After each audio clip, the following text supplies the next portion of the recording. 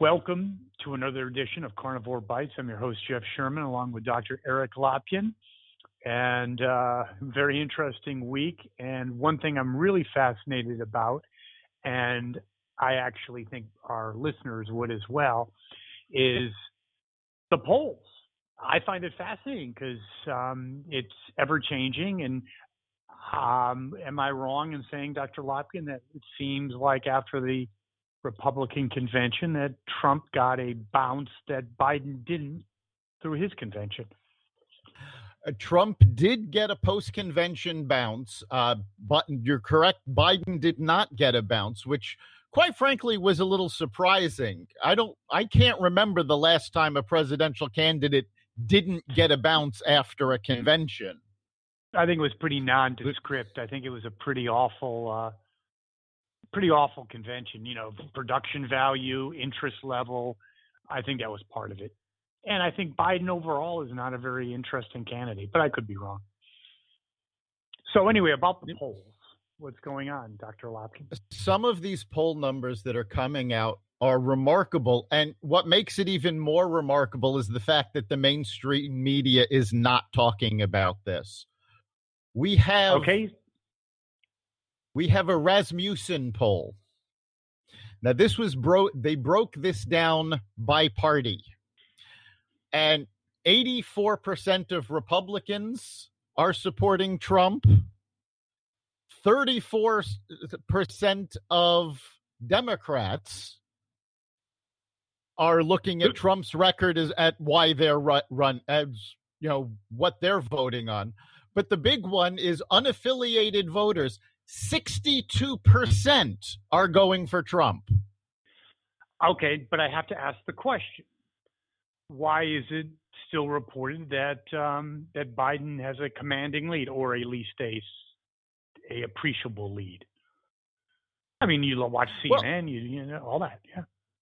CNN does their own polling. We know they swing left. CBS, New York Times do their own polling. Quinnipiac is another one that tends to swing left. But I cannot see. They're obviously not talking to pro-Trump voters, because you can't look at these numbers and think Biden has a commanding lead. One of the ones that absolutely amazed me, Zogby had a poll in mid-August on job approval, and President Trump had a 52%. President Trump had a 52% job approval rating. A more recent one from Rasmussen has him down a little to 49%. But these are ridiculously high approval ratings for them to try to sell the story that Biden is going to walk away with this, in a landslide. Well, could it be, and I'm just throwing this out because this is what I believe, could it be that he really did have a commanding lead only a month ago? I mean, that's what I really do believe. I honestly really do believe that. And I think the prevent defense strategy, his health, even when he's in scripted situations, they oftentimes don't go exactly as planned. I think they had an effect, Dr. Lopkin. It's possible that his results could have been much higher before the convention, before he picked Kamala Harris as his running mate, and before he got back on the campaign trail. Coming out and actually talking seems to be having a positive result for Trump. Yeah, I think the basement strategy was probably the most effective. And they have confirmed the first debate. So there will be Trump-Biden debates. And the ratings on that will be through the roof. No, through the roof. I will do anything. I could have a date with a centerfold and I'll cancel. I got to see that because everyone wants to see Biden. It's like don't you agree? Versus Trump, it's like Muhammad Ali Foreman or something. Depends on what Foreman you're talking about, because Biden is a fighter who's far past his prime, but True. just Good. keeps No, I like swinging. that. Good. But Yeah. I mean, I'm saying at least the interest level, I think it's going to be huge. Now, moving on to something in terms of, I've always had a problem with elitists and especially liberal elites. You look at Nancy Pelosi, that whole hairdressing episode, just the Yeah, gall. this was absolutely ridiculous. This happened this past Monday, August 31st. Now, that date is important because hair salons in San Francisco were not allowed to open until September. So this was still August. She decided she couldn't wait one day to get her hair done and had a hair salon open up. Now, the owner of the hair salon has spoken out about this. She was absolutely furious. She did not stop it from happening because the woman that actually did the hair rented space from her and did not actually work for her. Mm-hmm. So she gave her the option if that's what she wanted to do, go ahead. But it was absolutely ridiculous. Security footage has Pelosi walking around the salon, no mask, against every safety regulation California has. And let's face it, California is still a hot spot.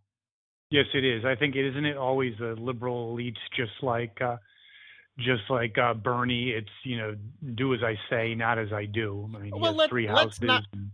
Let's not forget that Pelosi, at the beginning of all of this, was going around telling everybody it's not a big deal. Go down to Chinatown, have fun, go out. That is true. Real quick, I know we didn't have this on the docket, but speaking of elitism, Chris Cuomo, there was an off-the-record conversation with Cohn, the lawyer Cohn, a porn star lawyer, that he really talks. I didn't get the whole gist of it, but essentially was very condescending towards women, like how they love to come on to him, certain things like that. Very, very interesting. And, if it was a conservative commentator, I'm sure he'd be going, or she would be going. Oh, absolutely. I mean, there's certainly a double standard when it comes to liberal, especially in Hollywood, but, in the press. I mean, remember, Roseanne Barr had one tweet and her career was over. Samantha Bee came out on television and called Melania Trump a feckless C. I'm not even going to say it. She apologized. Her career's going on. She was nominated for 4 Emmys. Yeah, interesting. On our final part of this, final topic, AOC, once thought of as a joke when she first got elected in New York, kind of a sideshow. I have to ask the question, Dr. Lopkin, given the primary in Mass where she backed Markey versus Kennedy, first time Kennedy has ever lost in Mass in a primary. Is she the most powerful Democrat in the party now? Is she the king or queen maker? I honestly don't think she is. I think if she was the kingmaker that everybody makes her out to be, then this would be a Trump-Sanders election, not a Trump-Biden election. The fact of the matter is, Markey was the incumbent, and he's I think a 4-term incumbent. Yes. So the fact that his opponent had the last name of Kennedy, I think it's more of a sign that the Kennedy dynasty is done and finished, more than it has anything to do with AOC. I think that's a very good insight. I think she is a powerful force to be reckoned with. I think Pelosi proceeded with the impeachment against her own political inclinations, even though she has an intense hatred for Trump because of the squad. But I think your analysis is spot on. I think AOC is a very powerful figure, an emerging figure, but it's more about the Kennedy dynasty, a nostalgic part of the past. Exactly. I mean, let's face it. There have been fewer and fewer Kennedys in public office, running for lower and lower seats. The name Kennedy does not mean what it used to mean. And like quite the name frankly, Cadillac, yes. Right. And quite frankly, it shouldn't. The fact that uncle was president or your great uncle was president does not qualify you for public office. I would agree. Well, that wraps up another edition of Carnivore Bites. We will not be broadcasting live this weekend, Labor Day weekend, that is Friday, but we will be on the following week. Yes, we'll be back next week. See you then. Thank you, Dr. Lopkin. Take care. You've been listening to Carnivore Bites, part of the Exvadio Podcast Network. You can catch us every week on carnivoreradio.com, exvadio.com/podcasts, the Apple Podcast Store, Google Play, Spotify, iHeartRadio, and wherever you find podcasts.